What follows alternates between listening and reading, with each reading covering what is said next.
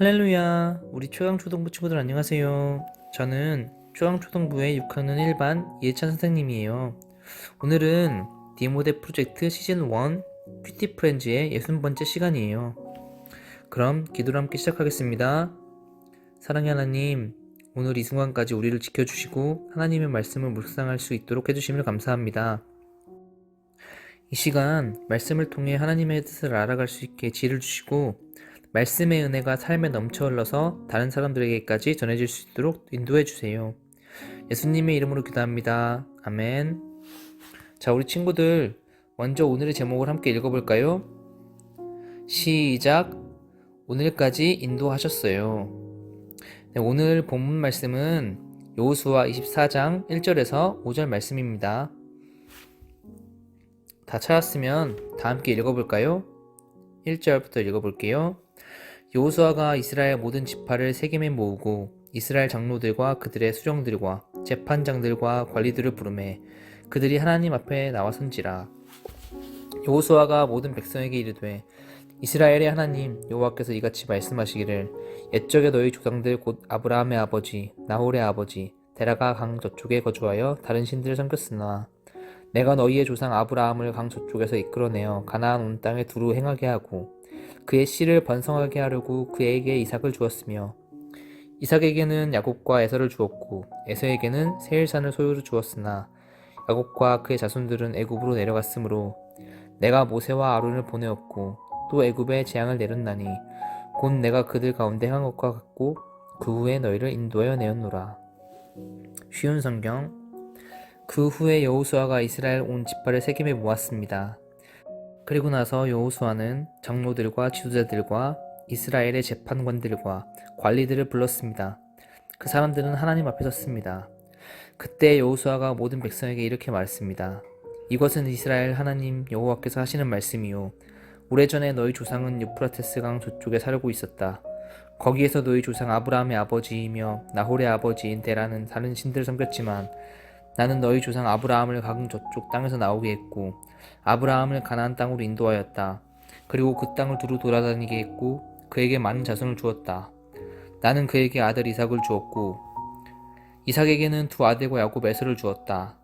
나는 세일 산악지대를 에서에게 주었지만 야곱과 그의 아들들은 이집트로 내려갔다.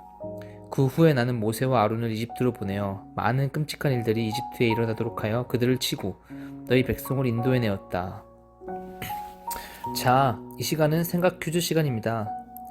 그레암 전도대에서 찬양하고 간증하는 사역을 담당했던 한국인 시각장애인 킴 윅스는 이렇게 간증했어요. 사람들이 앞을 보지 못하는 나를 인도할 때 저 100m 앞에 장애물이 있습니다 라고 말하지 저 200m 앞에 무엇이 있습니다 라고 말하지 않습니다. 단지 바로 앞에 물이 있으니까 한 걸음 옆으로 떼십시오. 조금 앞에 계단이 있으니 발을 조금 높이 올리십시오 라고 합니다. 그렇게 한 걸음 한 걸음 떼어놓을 자리를 나에게 알려주면 나는 그 말을 믿고 한 걸음 한 걸음 인도함을 받아 목표했던 지점까지 가게 됩니다. 하나님께서 나의 삶을 인도하신 것도 그런 방법이었습니다. 시각장애자가 되었을 때 어떻게 살 것인지 암담했지만 하나님께서 다음 발 한 걸음을 떼어놓을 자리를 일러주셨습니다.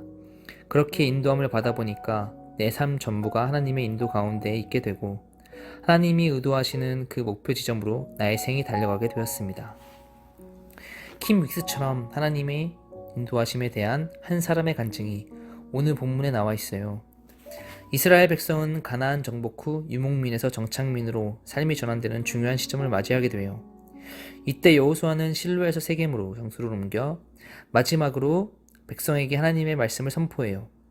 여호수아가 말씀을 선포한 세겜은 이스라엘이 요단강을 건넌 후에 처음으로 하나님의 말씀을 선포했던 곳이에요. 바로 그 장소에서 여호수아는 이스라엘 백성을 모아놓고 하나님께서 지금까지 그들을 얼마나 신실하게 이끄셨는지 말했어요.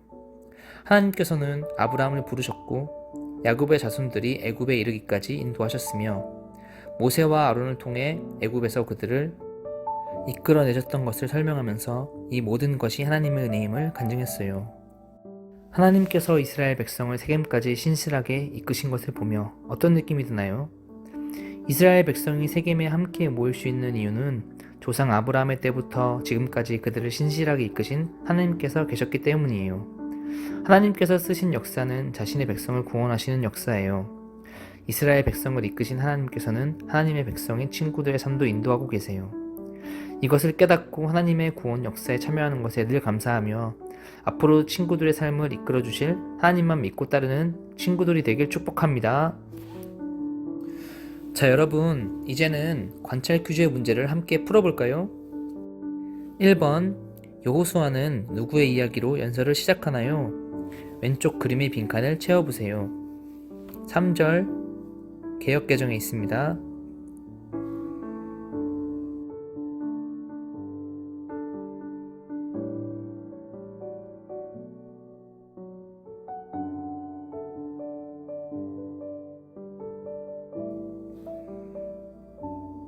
정답은 아브라함입니다. 2번, 이스라엘 백성을 애굽에서 인도해낸 사람은 누구인가요? 오른쪽 그림의 빈칸을 채워보세요. 5절에 나와 있습니다.